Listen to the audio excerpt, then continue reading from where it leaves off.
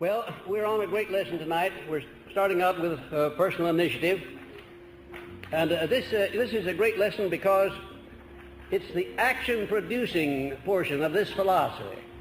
It wouldn't make very much difference whether you understood all of the other principles or not if you didn't do something about it, now would it?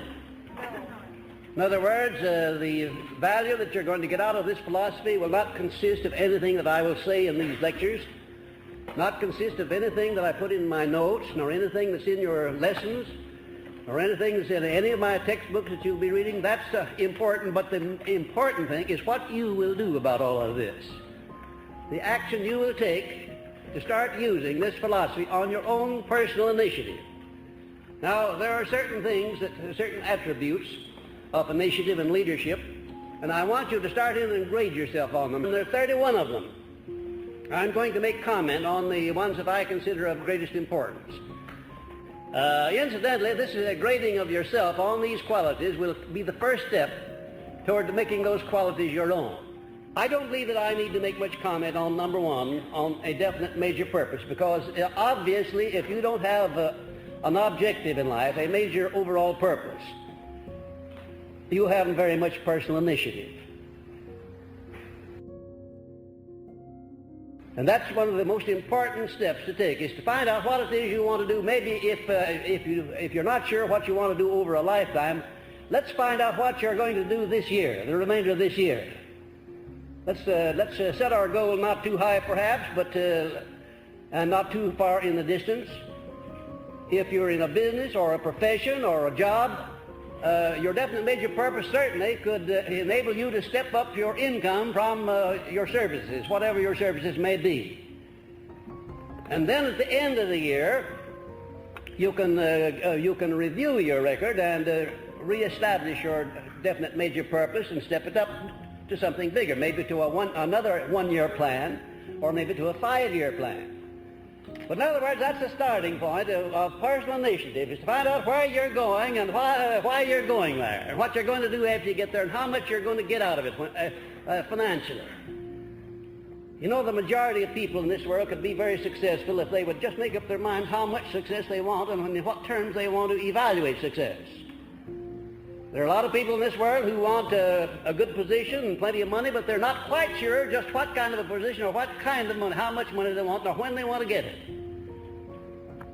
Let's do a little thinking on that subject and grade ourselves on number one. Then on number two, an adequate motive to inspire continuous action in pursuit of the object of one's definite major purpose. Now, study yourself carefully and see if you have an adequate motive or motives. It will be very much better if you have more than one motive for wanting to attain the object of your major purpose, whatever that happens to be, or your immediate purpose. You know, ladies and gentlemen, nobody ever does anything without a motive. Well, no, let me restate that. That's not correct. No one outside of the insane asylum or a person who is off balance may do a lot of things without any motive whatsoever, but normal people move only on motive. And the stronger the motive is, the more active they become and the more apt they are to act upon their own personal initiative. You know, you don't have to have an awful lot of brains in this world. You don't have to be so very brilliant. You don't have to have such a wonderful education in order to be an outstanding success if you will only take what little you have, whether it's little or much, and start using it, putting it into operation, doing something about it and with it. And of course that calls for initiative. And number three, a mastermind alliance, that is to say friendly cooperation at least, through which to acquire the necessary power for noteworthy achievement. Take the initiative now and find out just how many friends you have that you can call on if you were in need of something in the way of cooperation. Make a list of them. In your notes, make a list of the people that you really and truly could turn to if you needed some favor, if you needed an endorsement, if you needed an introduction, maybe if you needed to make a loan of money. And incidentally, unless you have all the money lying around that you need, the time might come when you need to make a loan. Wouldn't it be very nice to know someone that you could turn to in the case of need and get the money you need? Of course, you can always go to a bank. All you have to do is to give 4-for-1 security, government bonds, and you can get all the money you want. But there are times when you want medium sums perhaps, or you want other favors comparable to the borrowing of money. And you need to have somebody, the acquaintance of somebody cultivated so that when you turn to them for favors, you can get them. But above all, if you're aiming at anything above mediocrity, you need to have a mastermind alliance of one or more people beside yourself, who not only will cooperate with you, but who will go out of the way to help you and assist you, and who have the ability to do something that will be a benefit to you. And it's up to you to take the initiative to build those mastermind allies. You know, they don't just come along and join you because you're a good fellow. You have to lay out a plan. You have to have an objective. And you have to find the people suitable to make up your mastermind alliance. And then you have to give them an adequate motive for becoming a mastermind ally of yours. Now, incidentally, I happen to know that the vast majority of people do not have a mastermind alliance with other people. And don't be afraid to grade yourself 0 on this one if you don't have one. But next time you come to grade, don't grade 0. Grade higher than that. And the only way you can grade higher, if you grade 0 now, is to start in and find at least one mastermind ally that you can attach yourself to right now, in the beginning. Number 4, self-reliance in proportion to the nature of your major purpose. Find out just exactly how much self-reliance you have.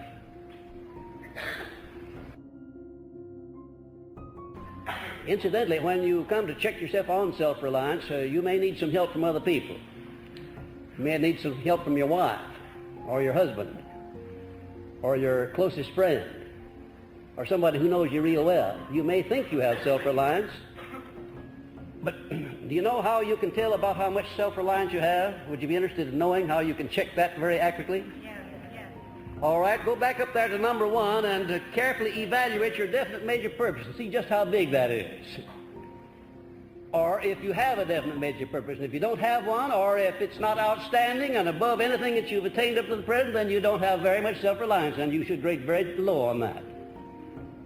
If you have the proper amount of self-reliance, you step your definite major purpose up way beyond anything you have ever achieved before, and you'll become determined to attain it. Number 5, self-discipline sufficient to ensure mastery of the head and the heart and to sustain one's motives until they are realized. Where and when do you need self-discipline most, do you think? When you're on the way up and when everything's rosy and going well and you're succeeding? Is that when you need it? I thought you'd call me on that one. That's right. You need self-discipline when the going is hard, when the outlook is not favorable. What kind of self-discipline do you need at that point? Why, you need discipline over your mind to the extent that you know where you're going, you know that you have a right to go there, and you know that you're determined to go there regardless of how hard the going may be or how much opposition you may meet with. And you'll need at least enough self-discipline to sustain you through the period when the going is hard instead of quitting or complaining. And number 6, persistence based on the will to win. Do you know how many times the average person has to fail before he quits or decides he wants to do something else? Once. Don't you think you're generous? Once. Did you ever hear of the fellow who fails before he starts because he knows that there's no use in starting because he knows he can't do a thing? Did you ever hear of him? Well, that cuts it down below 1. You see? And would you be interested in knowing that the vast majority of people fail before they start? They actually never make a start. They think of things that they might do, but they never do anything about it. And did you know also that a vast majority of the people, even though they do start, at the first opposition they quit or allow themselves to be diverted over to something else? I wonder, it just occurs to me to ask a question. I wonder if you who have been here close to me and where we've taken our hair down and talking frankly, I wonder if you know what my outstanding asset it happens to be. Never give up. Will to win. Will to win. Well, yeah, you're getting hot. I have persistence and the will to win, and also the self-discipline with which to stick to a thing all the harder when the going is the hardest. Now, that is my outstanding quality. It always has been, it always will be. And I want to tell you, without those traits, I never would have completed this philosophy. I never would have been able to have it introduced as widely as it has been, and I wouldn't be standing here talking to you tonight. And what about that trait? Is that something you're born with, or is it something that you can acquire? Well, if you couldn't acquire it, there'd be no use of talking about this lesson, would there? Certainly you can acquire it. And it's not very difficult at that. What is it that causes a person to be persistent, by the way? Motive. Yes, motive. Burning desire. Do you know what a burning desire is? Yes. Burning desire, or back of a motive, is what makes people persistent, isn't it? A burning desire back of a motive. I never think of persistence and a burning desire that I don't think of my courtship. I remember that I put more persistence and more burning desire back of my courtship than anything else that I ever went into in my life. And I want to tell you, without that, I don't think you get very far in a courtship. Well, don't you think you could transmute that emotion over to something else, putting it back of your business or your profession or your job, and have just as much emotional feeling about attaining success in your job as you could about selling yourself to the one of your choice? Don't you think you could do that? You know what that word transmute means, by the way? Do you? What does it mean? Fine. Fine. Marvelous. Have you ever tried it on anything or anybody? Yeah. Marvelous. Marvelous. If you haven't tried it, start trying it. The next time you feel moody or discouraged, try to change that over into an emotion of courage and faith. You see what a marvelous thing happens to you. You change the whole chemistry of your whole brain and your whole body, and you'll be much more effective. And number 7 is a well-developed faculty of the imagination, controlled and directed. Do you think those last words there are important? Yes. Yes, an imagination not controlled and directed might be very dangerous. I once made a survey, made an analysis of all of the men in the federal penitentiaries of the United States. I did that for the Department of Justice. And you'll be interested in knowing that the majority of the men in the penitentiary were there because they had too much imagination. But it was not controlled and directed in a constructive direction. Now, imagination is a marvelous thing, but if you don't have it under control and if you don't direct it to definite ends, constructive ends, it may be very dangerous to you. And number 8, the habit of forming definite and prompt decisions. By the way, do you do that? Do you form definite and prompt decisions when you have all of the facts in hand with which to make decisions? Yes. Well, I think some of you are just a little bit too modest. Well, seriously, friends, if you do not have the habit of making decisions promptly and definitely, clear-cut decisions, when all of the facts are in, you're loafing on the job, you're procrastinating, and you're destroying this very vital thing called personal initiative. One of the finest places to start practicing personal initiative is to learn to make decisions firmly and definitely and quickly once you have all of the facts available. Now, I'm not talking about snap judgments. I'm not talking about opinions or snap judgments based upon half-baked evidence. I'm talking about facts, all of the facts on a given subject, which are not in your hands and available. You should then do something with those facts. You should make up your mind exactly what you're going to do and not dilly-dally around, as so many people do. Because if you do that, first thing you know, you will be in the habit of dilly-dallying around in connection with everything. In other words, you will not be a person who acts upon his own personal initiative.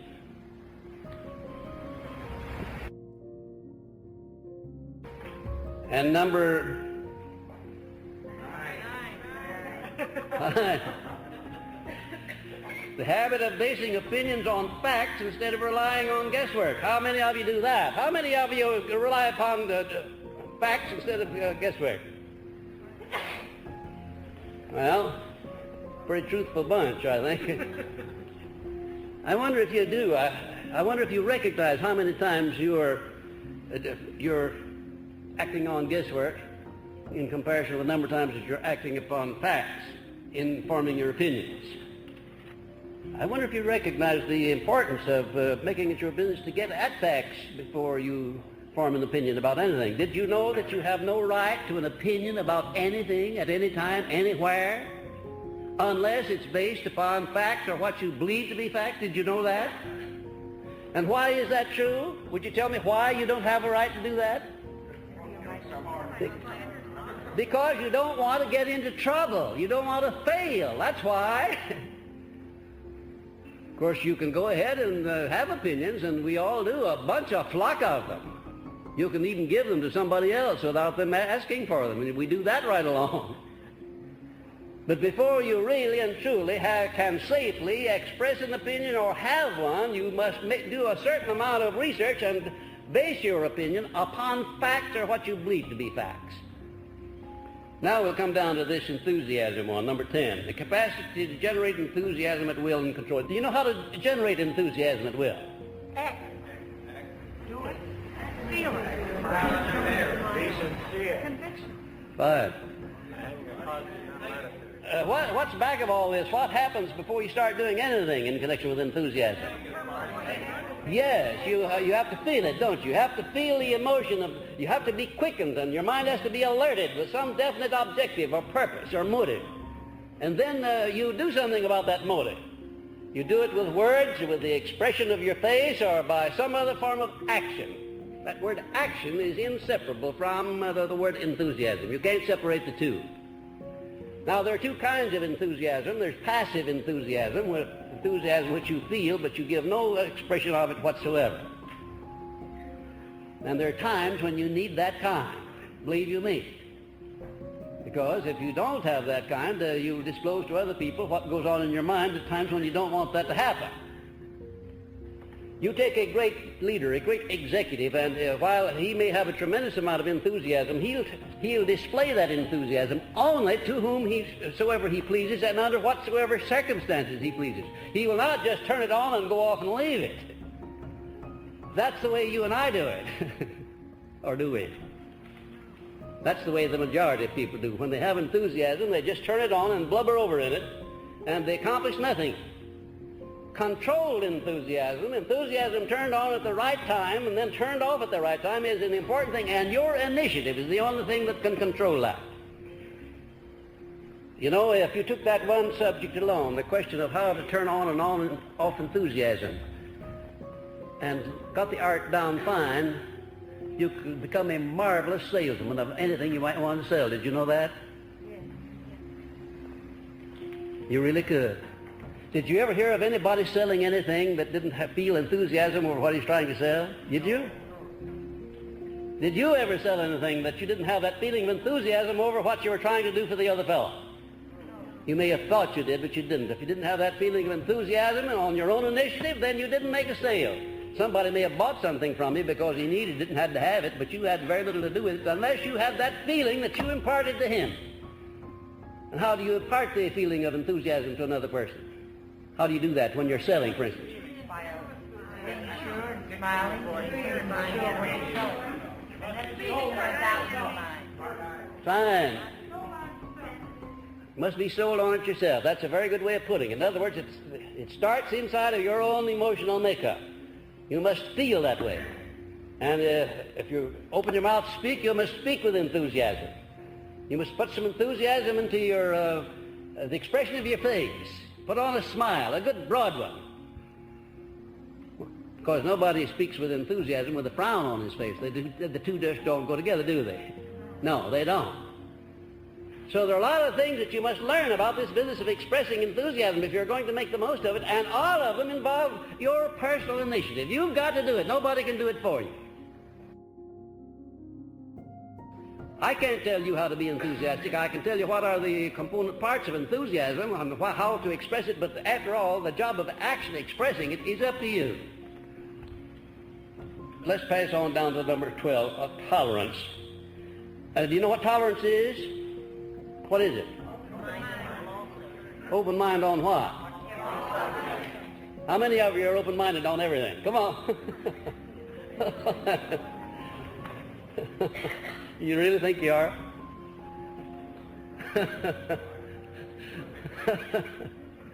I'd hate to tell you how far off you are on that one.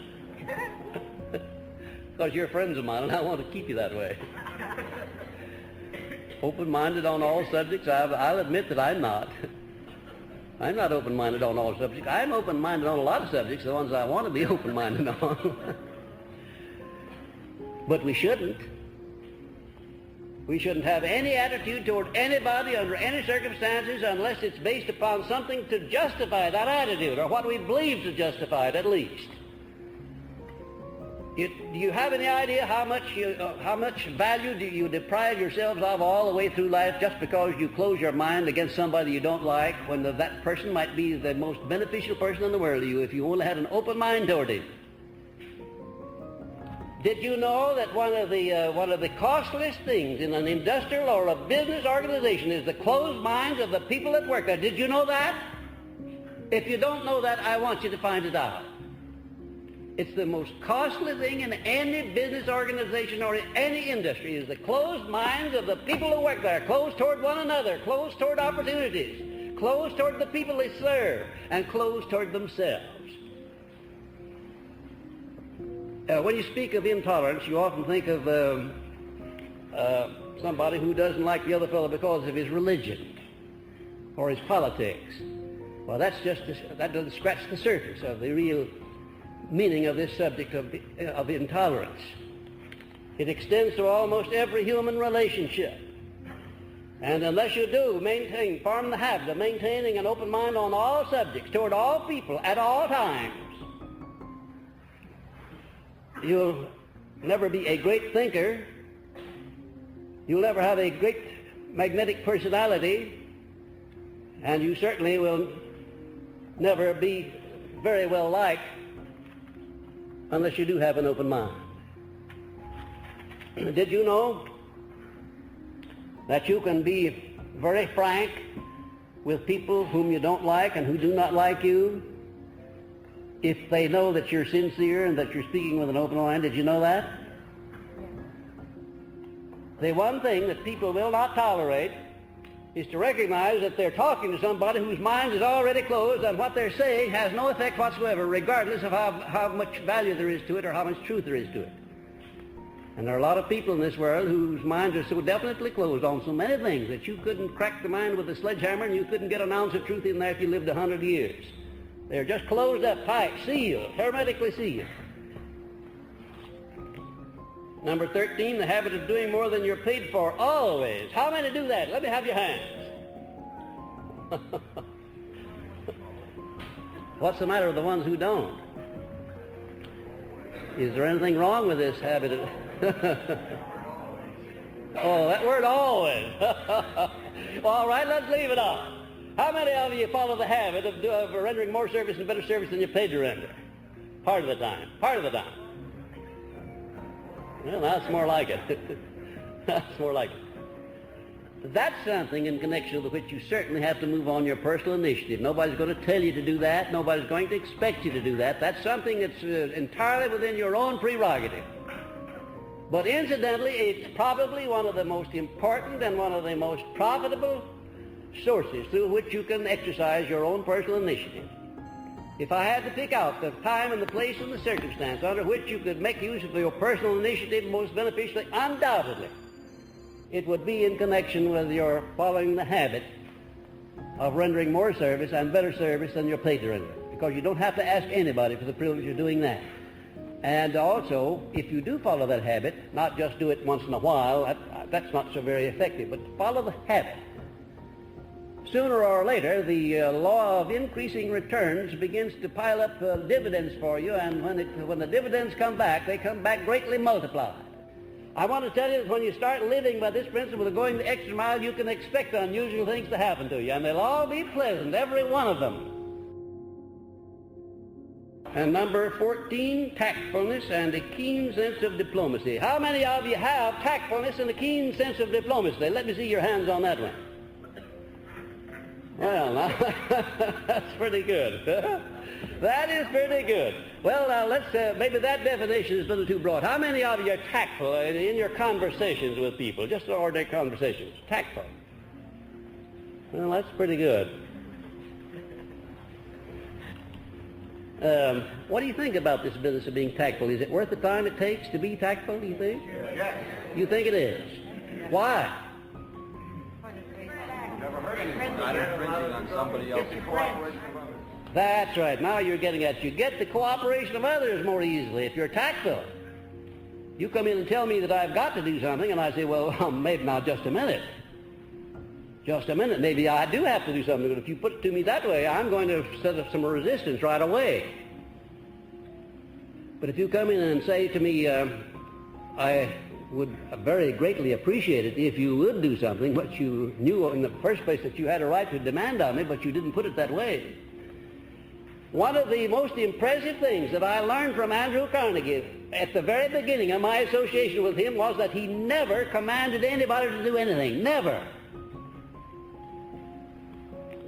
No matter who the man was that he requested to do something, he never commanded him. He always asked him if he would do a certain thing. Would you please do a certain thing, or will you do the other thing? And it's surprising the amount of loyalty that Mr. Carnegie had from his men.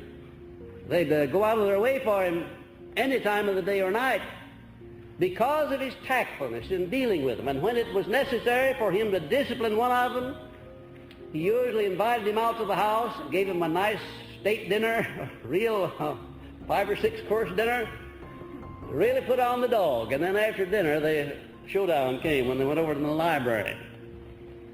And he'd start asking questions. One of his chief secretaries was scheduled to become a member of his mastermind group. And this boy found out that he was scheduled for promotion, and it went to his head, and he commenced to run around with a bunch of highbinders in Pittsburgh, people who throw cocktail parties and such. And just in a little while, he was taking too much liquor, staying out too late. His eyes were hanging out on his cheeks when he'd come in of a morning, and Mr. Carnegie let this go on for about 3 months. And he got invited out one evening to dinner. And after dinner was over, they went into the library. Mr. Carnegie said, now, I'm sitting over there in your chair, and you're sitting over here in my chair. I want to know what you would do if you were in my place. And you had a man scheduled for an important promotion, and all of a sudden it seemed to have gone to his head, started running around with fast company, staying out late at night, drinking too much liquor, paying too much attention to everything except his job. What in the world would you do in a case of that kind? I'm anxious to know. This young man said, Mr. Carnegie, I know you're going to fire me, so you might just as well start in and get it over with. Mr. Carnegie said, oh no. If I'd wanted to fire you, I wouldn't have given you a nice dinner, and I wouldn't have brought you out to my house so I could have done that down at the office. No, I'm not going to fire you. I'm just going to have you ask yourself a question and see whether or not you're not about in a position to fire yourself. Maybe you are. Maybe you're closer to it than you realize. That man right about faced and did become one of Mr. Carnegie's mastermind group and did become a millionaire later on. It absolutely saved him from himself. Mr. Carnegie's tactfulness was out of this world. He knew how to handle men. He knew how to get them to examine themselves. It doesn't do much good for me to examine you, but it might do a lot of good if you examined yourself in connection with your faults and in connection with your virtues. Self-analysis is one of the most important forms of personal initiative that you can possibly engage in. Self-analysis. I never let a day go by that I don't examine myself to see where I've fallen down, to where I'm weak, where I can make improvements, what I could do to render more service and better service. Lord, I examine myself every day. And believe you me, this has been going on for a great number of years. And even today, I can always find some place where I can improve, where I can do something better or something more. It's a very healthy form of personal initiative, I'll assure you, and it's very interesting, too, because you finally get down to where you'll be honest with yourself. Do you have any idea how many people there are who are dishonest with themselves? It's the worst form of dishonesty that I know anything about at all. Creating alibis in your own mind to support your acts and your deeds and your thoughts, instead of examining yourself and finding out where you're weak and then bridging those weaknesses or getting somebody in your mastermind alliance to bridge them for you. Now that's personal initiative too, And it's the kind of personal initiative that most people won't engage in because it involves self-analysis and self-criticism. Well, which would you rather have? Would you rather have an outsider criticize you and point out your faults, or would you rather criticize yourself and find them? Why? Well, you can be kind of confidential about it. You don't have to publicize these weaknesses that you find out, and you can get them corrected before anybody else finds out about them if you do a good job. But if you wait until somebody else has to call them to your attention, then they become public property, don't they? And they may embarrass you. They may hurt your pride. They may even cause you to build up an inferiority complex if you wait for the other fellow to have to point out your weaknesses to you.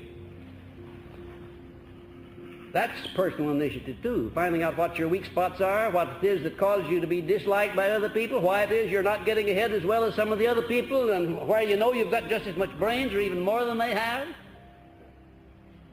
Another marvelous place to take the personal initiative is to compare yourself with other people who are succeeding beyond your success. Make comparisons and analyses and to see what it is they have that you don't have.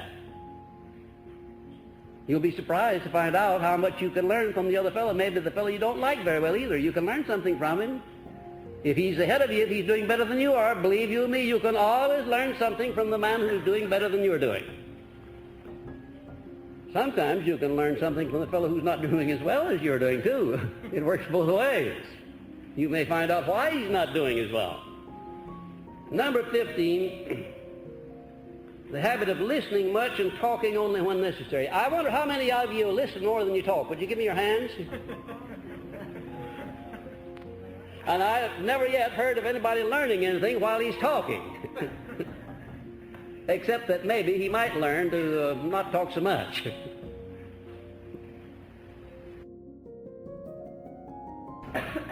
Well, now this seems kind of funny, but it's not funny, it's very serious. The vast majority of people do a lot more talking than they do listening, and they seem dead bent on getting the other fellow told off instead of listening to see what the other fellow has to say that they might profit by. Listening much and talking when necessary. Think first and talk last. And 16, a well-developed sense of observation of details. How many of you feel that you have a keen sense of observation of details? How many of you feel that you could walk down State Street here or any of these streets in front of Marshall Fields, just casually walk by, and then after you got at the end of the block, give a very accurate description of everything you saw in the window? Think you could do that? I once belonged to a class in Philadelphia directed by a man who was teaching us the importance of observation of small details, because he said it was the little details that made up the successes and the failures of life, not the big ones at all, the little ones. The ones we usually pass aside as not being important or that we don't even observe. And as a part of our training, he took us out of the hall and took us down the street 1 block, crossed over the street, came up 1 block, and back into the hall. And in doing so, we passed about 10 stores, one of which was a hardware store. And in that hardware store window, I would say there was easily 500 articles. And he asked each one of us to take a pad, a paper, and a pencil along. Now, mind you, giving us a crutch for our memory. And to put down the things that we saw as we passed along that we thought were important. And guess how many was the greatest number of things that any of us put down, going 2 blocks, 1 block down this way, across and up the other side, and covering at least 20 stores. Guess how many was the greatest number of things that any of us saw? 30, 20, 25. You'll be surprised. The greatest number of things that anybody had down was 56. And when this man came back, he didn't have any paper, no pencil. He listed 746 and described each one of them and told what window it was in and what part of the window it was in. I didn't accept it. I had to go down after the class was over and backtracked him and checked it, and he was absolutely 100% accurate. In other words, he had trained himself to observe details, not just a few of them, but all of them. And believe you me, a good executive, a good leader, a good anything is a person who observes all the things that are happening around him, the good things and the bad things, the positives and the negatives. He doesn't just happen to notice those things that interest him. He notices everything that may interest him or may affect his interests. Attention to details. Number 18, the capacity to stand criticism without resentment. How many of you can do that? Come on, give me your hands. Now I'm going to test you another way. How many of you invite criticism that is friendly criticism from other people? How many of you invite it? You're overlooking a bet there, my friends. Those of you who didn't vote, you're overlooking a big bet. Because one of the finest things that could possibly happen is to have a regular source of friendly criticism of the thing that you're doing in life, that thing that constitutes your major purpose at least. I invite it because the things that you're doing daily that may offend other people, you think they're all right or you wouldn't be doing them. And you're going to keep on doing them if somebody doesn't call them to your attention. Is that right? So you need a source of friendly criticism. It's one of the most marvelous things in the world. I'm not talking about these people who don't like you and criticize you just because they don't like you. That's no good. I wouldn't let that have any effect on me whatsoever. And on the other hand, I wouldn't pay too much attention to the person who gives me friendly criticism just because he loves me. You know, you can do yourself just as much damage that way. I've heard it said out in Hollywood that those stars out there, when they begin to believe their press agents, and sometimes they do, they're just about through. That's right. Well, you need to have the privilege, ladies and gentlemen, of looking at yourselves through the eyes of other people. You need that privilege. Yeah, we all need it. Because I'll assure you that when you walk down the street, you won't look the same to the other fellow that sees you as you think you look to yourself. And when you open your mouth and speak in conversation or otherwise, you don't, what registers in the other man's mind is not always what you think is registering at all. You need criticism. You need analysis. You need people to point out to you changes that you ought to make, because we all have to make changes as we go along. If we didn't, we wouldn't grow. But did you know that the majority of people resent any kind of suggestion or criticism whatsoever that differs from what they're doing? Anything at all that would change their way of doing things, they resent it. And consequently, they do themselves great damage by resenting. Friendly criticism. Someone has said that there's no such thing as constructive criticism. I can't buy that. I think there is such a thing as constructive criticism. I think it's wonderful. I think it's absolutely wonderful. Just remember that no matter what you're doing, who you are, how well you do it, you'll never get 100% approval from the crowd. Don't expect it. And don't be disturbed too much if you don't get it.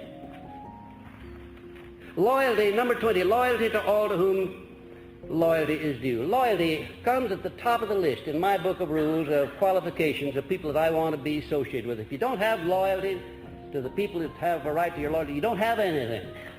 No matter how brilliant you are, how sharp or smart, how well educated, the smarter you are, the more dangerous you may be if you don't have loyalty. If you can't be loyal to the people that have a right to your loyalty. How many of you are loyal to the people that you're supposed to be? Well, that's grand. That's grand. I don't mean to make any of you tell lies, and I'm sure you wouldn't. But I just wanted you to check up. You see, when you start voting on something, before you do it, usually speaking, you stop to think, well, now, do I have loyalty? Do I? And if you don't have it, why, you think of the person in connection with which you don't have that loyalty, and you decide maybe to do something about it. Now, I have loyalty to people that I don't even like. But I do have a sense of obligation to them if I'm related to them in business or professionally or otherwise, or in the family circle. There are a few people there that I don't particularly like. But I'm loyal to them because I have that obligation. If they want to be loyal to me, that's all right. If they don't, that's their misfortune, not mine. I have the privilege of being loyal, and I'm going to live up to that privilege because of the values I get out of it, because I have to live with this fellow. I have to sleep with him. I have to look in the mirror every morning and shave his face. I have to give him a bath every once in a while. And, you know, I have to be on good terms with him. You can't live with a fellow that closely and not be on good terms with him. To thine own self be true, and it must follow as night to day. Thou canst not then be false to any man. And Shakespeare never wrote anything more beautiful and more philosophical than that. To your own self be true. Be loyal to yourself, because you have to live with self. And if you're loyal to yourself, the chances are you'll be loyal to your friends and your business associates. And number 23, the necessary attractiveness of personality to induce cooperation. How about this business of an attractive personality? Is it something you're born with, or is it something that you must do about on your own initiative? You can acquire it. There's only one trait, only one of the 25 factors that go to make up an attractive personality that you're born with, or not born with, as the case may be. Only one. Personal magnetism. And you can even do something about that. And certainly all of these other 24 factors, you can do something about every one of them, because they're every one subject to cultivation through what? Personal initiative, of course. You've got to do it yourself. First of all, you've got to know how you stand on each of these points. You've got to know how you stand, and you can't always take your own word for it. You've got to get your wife or your husband or somebody else to tell you. Sometimes you have an enemy, and he'll tell you where you fall down. Did you know that enemies were good things to have once in a while? Why? Of course. Believe you me, they don't pull punches. And if you'll examine what your enemies or those who do not like you say about you, the chances are that you might learn something of value.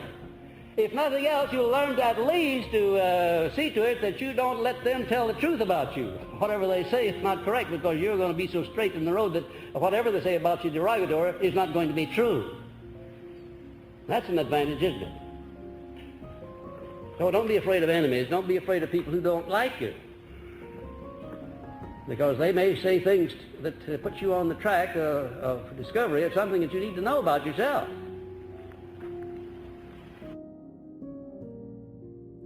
I had a salesman come in to see me some years ago, and he said that he had been with his company about 10 years. And he had made a wonderful record, had several promotions, and was up in the big money, and all of a sudden, 6 months previously, his sales began to go down. People, customers that he used to call on, that used to give him the business, would frown on him. And I noticed when he came in that he had one of these big Texas 10-gallon hats on. I said, by the way, how long have you had that hat? Well, he said, I got it about 6 months ago down in Texas. Well, I said, listen, fella, are you selling in Texas? He said, no, I don't make Texas very often. I said, well, listen, you wear that hat only when you go down in Texas, because they don't like that hat. It doesn't look good on you. Well, he said, would that make any difference? I said, you'd be surprised what a difference it'll make, your personal appearance. Some people just don't like the way you look, and they won't do business with you. Yes, you can do something about your personality. You can find out the traits that you have that irritate other people, and you can correct those traits. But you have to do it yourself. You have to make the discovery yourself, or you have to get somebody who's frank enough to do it for you. And then number 24, the capacity to concentrate full attention upon one subject at a time. When you start to make a point, exploit it right down to its final analysis and make a climax, and then get on to your next point. Don't try to cover too many points at one time. If you do, you'll not cover any points at all. I wonder how many of you have been making that mistake in your relations with other people, and in selling, and in public speaking, or whatever you're doing. It used to be one of my most outstanding weaknesses. I used to do just that very thing, and I had a man come to me and call that to my attention. I think no training that I ever had in public speaking was as valuable as that, and it was for free. He didn't charge me anything for it. He said, you have a wonderful command of English, you have a marvelous capacity for enthusiasm, you have a tremendously big store of illustrations that are interesting, but instead you have a bad habit of taking off after something out there that's not related to the point you're making, and then coming back later on picking up the point. Meantime, it's gotten cold. You see? Well, grade yourself on that capacity to concentrate full attention upon one subject at a time. Whether you're speaking or whether you're thinking or whether you're writing or teaching, whatever you do, let's concentrate on one thing at a time. And then on the habit of learning from your mistakes. If you don't learn from your mistakes, why, you might just as well not make them.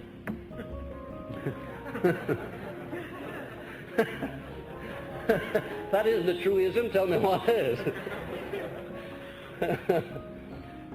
I never see a man duplicating a mistake over and over again that I don't think of that old Chinese aphorism. If a man fool me once, shame on the man. But if you fool me twice, shame on me. There are a lot of people that should say shame on me because they just don't seem to learn from mistakes at all. And number 26, a willingness to accept full responsibility for the mistakes of one's subordinates. If you have subordinates and they make mistakes, it's you who have failed and not the subordinates. Remember that, will you? Either train him how to do the thing right or else put him in some other job where you won't have to supervise him. Let somebody else do that. But the responsibility is yours if the person working under you is subordinate to you. Number 27, the habit of adequately recognizing the merits and abilities of others. Don't try to steal the thunder from the other fellow. If he's done a good job, give him full credit. Give him double credit. Give him more than he's entitled to, rather than less. And a little pat on the back has never been known to hurt anybody when you know he has done a good job.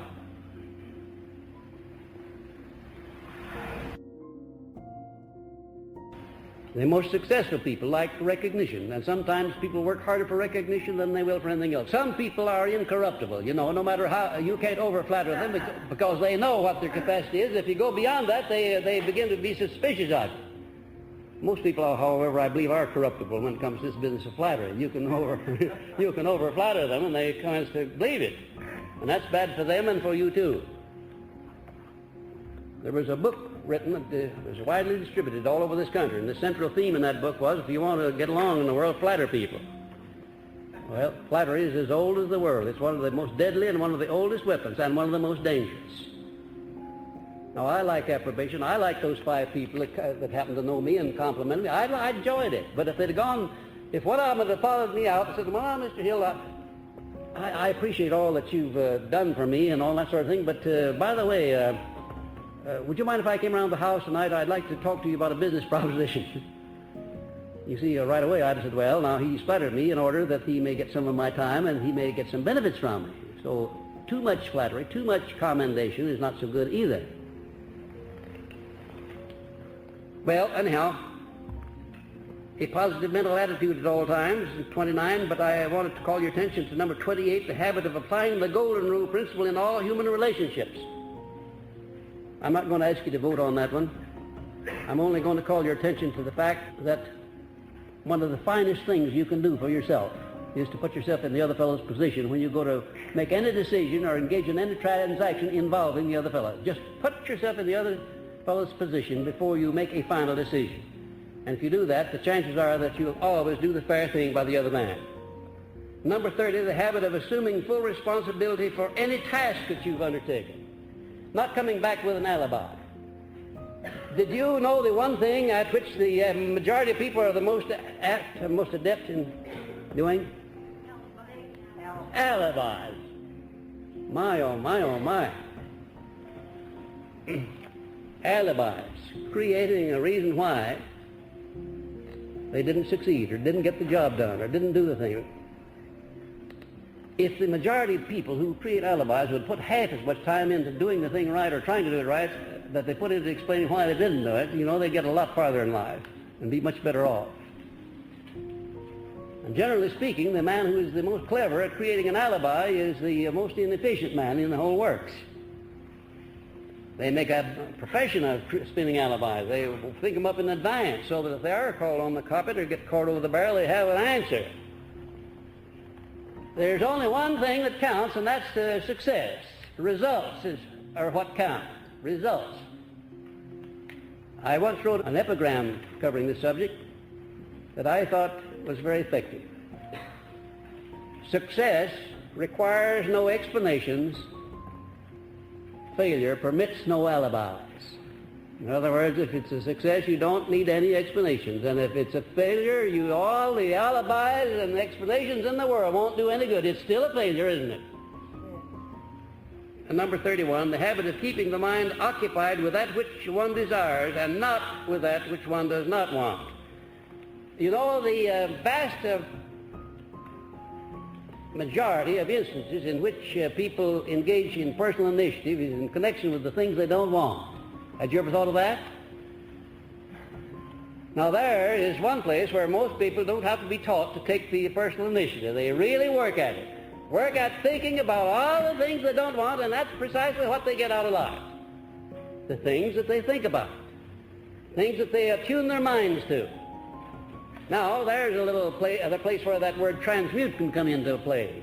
Instead of thinking about the things you don't want, the things you fear, the things you distrust, the things you dislike, think about all the things you like, all the things you want, and all the things you're going to become determined to get. I must tell you something that happened last Saturday. I went down to the travel agency to get my ticket changed so I could come back on Monday instead of Sunday. When I walked in, the manager of the travel agency grabbed my hand when he saw who I was and introduced himself and started in to sell me Think and Grow Rich. In a little while he still had hold of my hand talking to me, a man came in, a friend of his, who was connected with one of the airlines, and he heard the name Napoleon Hill, and he grabbed the other hand and started to sell me Think and Grow Rich. And he said, you may be interested in knowing that before I went with the airline, I had a sales organization with approximately 100 people, and I required every salesman to have all of your books. That was a must. Well, I felt pretty good. As I started out, there were two very nice-looking young ladies standing on the sidewalk giving out election literature. And as I passed by, one of them said, say, aren't you Napoleon Hill? I turned around and bowed. I said, yes, I am. Who are you? She said, well, I was at a woman's club about 2 years ago when you delivered an address, and this is my cousin here. Both of our husbands are very successful now due to the fact they have read your books. I went on over to my car, and a policeman was making out a ticket. You see, all this talk. This is the payoff. I put a penny in there, thinking that would 12 minutes would be all I would be in there. But all of this nice conversation I was getting, I stopped to bathe my vanity in it. And when I got there, this policeman was making out the ticket. He had it about halfway made out. And I walked up to, of course, he didn't know who the car was. I walked up to him. I said, now, you wouldn't do that to Napoleon Hill, would you? He said, who? I said, Napoleon Hill. He said, no, I wouldn't do that to Napoleon Hill, but I certainly would do it to you.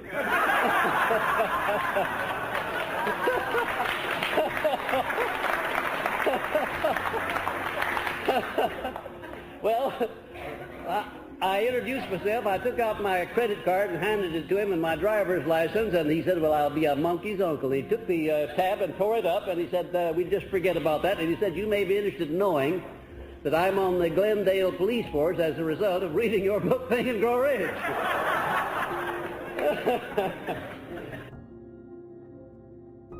Well, the subject now is a positive mental attitude. I want to call your attention to the fact that nothing constructive and worthy of man's efforts ever has been or ever will be achieved except that which comes from a positive mental attitude based on definiteness of purpose and activated by a burning desire and intensified until the burning desire is elevated to the plane of applied faith. Now, here are 5 steps, 5 different conditions of the mind, all of which lead up to a positive mental attitude. Take number 1, for instance, wishes. Everybody has a stock of wishes. They wish for this, they wish for that, and they wish for the other thing. We all have wishes. Well, nothing very much happens when you just wish for things, does it? No. Nothing happens. Well, then you go a little bit further and you become curious. You put in a lot of time through idle curiosity. And do you think anything ever happens worthwhile in connection with the expression of idle curiosity? However, you can and you do consume a lot of time oftentimes with idle curiosity, don't you? You put in a lot of time oftentimes studying what your neighbors do or do not do, what your competitors do or do not do, just out of idle curiosity. Well, that's not leading to a positive mental attitude. Then a step above that, you have hopes. Your wishes now have taken on a more concrete form. They become hopes. Hopes of achievement, hopes of attainment, hope of accomplishment, hopes of accumulation of things that you want. Well, just a hope by itself is not very effective, is it? Because we all have a flock of hopes, but not all of us who have hopes have success. We just hope for success. It is, however, better than wishing for it, isn't it? Well, what is the difference between a hope and a wish? Well, a hope is Yes, that's right. A hope is it's beginning to take on the nature of faith, isn't it? That's the idea. You're transmuting a wish into that very desirable state of mind known as faith. Then you come on, you step up your mental attitude to where your hopes are transmuted into something else known as a burning desire. Now, is there any difference between a burning desire and an ordinary desire? yes. That's right. A burning desire is an intensified desire based upon hope, based upon definiteness of purpose.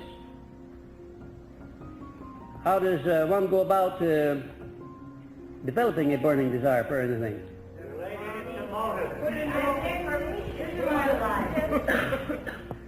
If I didn't know the answer to this, believe me, I could get me a flock of answers here, couldn't I? That's fine. Well, a burning desire is an obsessional desire, isn't it? And it certainly, you cannot have a burning desire without a motive or motives back of it, can you? Wouldn't it be interesting if you kept a tabulation for 2 or 3 days of the exact amount of time you put in thinking about the no-can-do side of life and the can-do side, or the positive side, the negative side? You might be astounded if even the most successful people would be astounded to find out how many hours they put in each day in negative thinking. And the very outstanding successes in the world, the great leaders, are the ones that put in very little, if any, time in thinking on the negative side. They put in all of their time thinking on the positive side. I once asked Henry Ford if there was anything in the world he wanted to do that he couldn't do, and he said no, he didn't believe there was. I asked him if there ever had been. He said, oh yes, back in the early days before he had learned how to use his mind. And I said, well, now, just what do you mean by that? Well, he said, now, when I want a thing, I want to do a thing, I start in finding out what I can do about it, and I start doing that, and I don't bother about what I can't do because I just let that alone. That was a homely statement, but I want to tell you there's a world of philosophy wrapped up in that statement. He put his mind into doing something about the part that he could do something about, and thinking about that and not about the part that he couldn't do anything about. I venture the suggestion that if you put a problem to the majority of people, a difficult problem, they will immediately begin to tell you all of the reasons why the problem can't be solved. And if there are some things about the problem that are favorable and some that are unfavorable, the majority of people will see the things that are unfavorable first, and oftentimes never see the favorable side. I don't believe there are any problems in connection with which you can't do something, in connection with which there are not some favorable sides too. I can't think of a single problem that could confront me that wouldn't have a favorable side to it. If nothing else, the favorable side would consist in the fact that I would say that if it's a problem I can solve, I will solve it, and if it's a problem I can't solve, I'll not worry about it. And that's something. But the majority of people, when they're confronted with difficult propositions or problems that they can't solve, they start worrying. And then they go into what kind of a state of mind? Negative state of mind. And do you ever accomplish anything worthwhile when you're in that state of mind? No, you don't. You're only muddying the water when you make your mind negative. You never accomplish anything worthwhile. You have to learn to keep your mind positive all the time when you want to do things worthwhile. Does a positive mental attitude attract opportunities, or does it repel them? Does a negative mental attitude attract favorable opportunities for you, or repel them? It repels them, doesn't it? Definitely. And does that repelling of opportunities have anything to do with your merit or right to have opportunities? Nothing whatsoever. Absolutely not. You may be just, you may have the right to all of the good things in life. You may be entitled to them, but if you have a negative mental attitude, you will repel the opportunities leading to the attainment of those things. So your job, manly, is to keep your mind positive so it will attract to you the things that you want, the things that you desire, the things that you are going after. Had you ever stopped to think why it is that prayer generally doesn't bring anything about except a negative result? Had you ever stopped to wonder about that?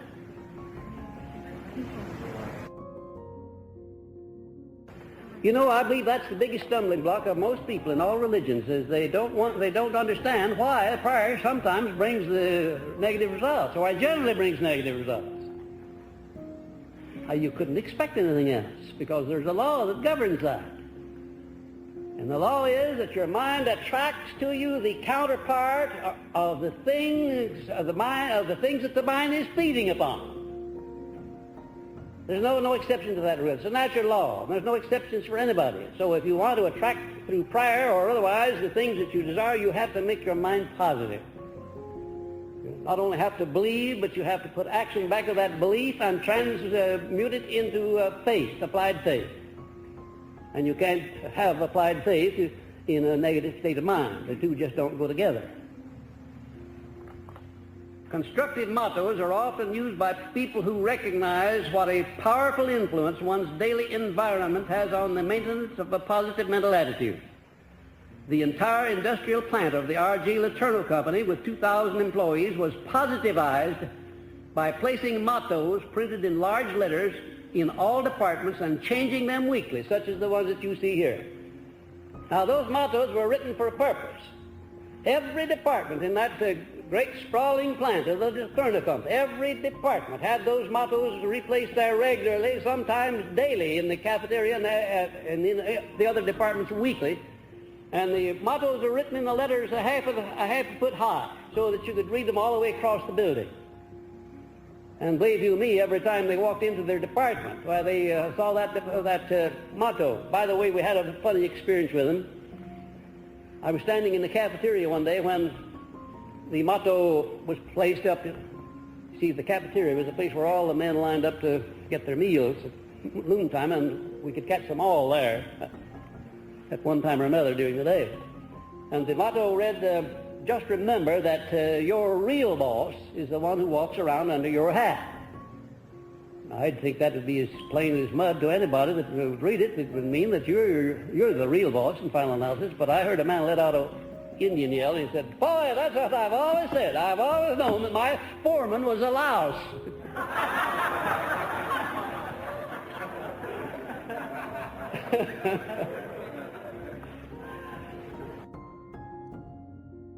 Now, up at the top of the page there is a method by which one may transmute failure into success, poverty into riches, sorrow into joy, fear into faith. The transmutation must start with a positive mental attitude, because success, riches, and faith do not make bedfellows with a negative mental attitude. The transmutation procedure is simple. Now, here it is. And you can very well afford to come back to this many times and assimilate it and make it your own. Number one, when failure overtakes you, start thinking of it as if it had been a success. Do you think that would be difficult to do? Do you think it would? No, it wouldn't. No, it wouldn't at all. In other words, thinking of it, what would have happened if it had been a success instead of a failure? Seeing yourself in the success side of the situation and not in the failure side. Start imagining or imaging the circumstances of the failures in your own imagination as being a success. Start also looking for the seed of an equivalent benefit which comes with every failure. And there is where you will be able to transmute the failure into success. Because every adversity, every failure, and every defeat has the seed of an equivalent benefit. And if you go to searching for that seed, you'll not take a negative mental attitude toward the circumstance. You'll take a positive mental attitude, because you're sure to find that seed. You may not find it the first time you look for it, but eventually you will find it if you keep on. That's step number one. Number two, when poverty threatens to catch up with you or has actually caught up, start thinking of it as riches, and visualize the riches in all the things that you would wish to do with actual riches. Also start looking for the seed of an equivalent benefit of poverty. I remember when I was a little boy, sitting on the bank of the river down in Wise County, where I was born, just after my mother had died, before my stepmother came along. I was hungry. I didn't have enough food. I was sitting there on the bank of the river, wondering if I couldn't catch some fish and maybe fry some fish and have something to eat. And as I sat there, I don't know what caused me to do this, but I shut my eyes and looked into the future, and I saw myself going away, becoming famous, wealthy, and coming back to that very spot, charging up the river on a horse, a mechanical horse that was run by steam. I could see the steam pouring out of his nostrils. I could hear his horseshoes clicking on the rocks. It was so vivid to me. In other words, I built myself into a state of ecstasy there in that hour of poverty and need and want and hunger.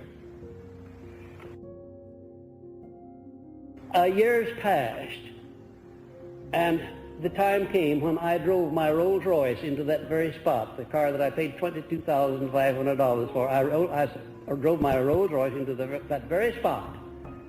And I went back and imaged again that childhood scene where I had been there in poverty and in want and in hunger. And I said, well, I don't know whether my imaging this back in the early days had anything to do with it or not. Maybe it did. Maybe I kept alive that hope and eventually translated that hope into faith, and eventually that faith brought me not only a steam horse, but something of much more valuable and much more costly than a steam horse. Looking forward and imaging the things that you want to do, transmuting unfavorable circumstances and adversities into something that's pleasant. By that I mean switching your mind away from thinking about the unpleasant things over to something that's pleasant. And then again, number three, when fear overtakes you, just remember that fear is only faith in reverse gear. And start thinking in terms of faith by seeing yourself translating faith into whatever circumstance or things you desire. I don't suppose anybody ever escapes experiencing the 7 basic fears at one time or another. And most people experience them all the way through life. But certainly if you allow fear to take possession of you and to grip you, it'll become a habit. And it certainly will attract to you all of the things that you don't want. You have to learn to deal with fear by transmuting it or translating it or transforming it over in your mind into something the opposite of fear. In other words, faith. If you fear poverty, commence thinking of yourselves in terms of opulence and of money, and thinking of ways and means that you're going to earn that money and acquire it, what you're going to do with it after you get it. Why, you can daydream, and there's no end to the daydreaming you do. And it's far better to daydream about the money you're going to have than it is to fear the poverty that you know you already have. I'll assure you, there's no virtue and no benefit in sitting down and bemoaning the fact that you are poverty-stricken or that you need money and you don't know how to get it. I honestly believe that there isn't anything in this world that I need that money can buy or that anything else can buy that I can't get if I want it. I don't think in terms of what I can't get. I think in terms of what I can get. And I've been doing that for a long time, and it's a wonderful thing with which to condition your mind to be positive. So that when the circumstances arise where you need a positive mental action, you're in the habit of reacting in a positive way at all times rather than in a negative way. You don't get a positive mental attitude just by wishing for it. You get it by weaving a cord of the rope at a time, day by day, little at a time. You don't just get it overnight.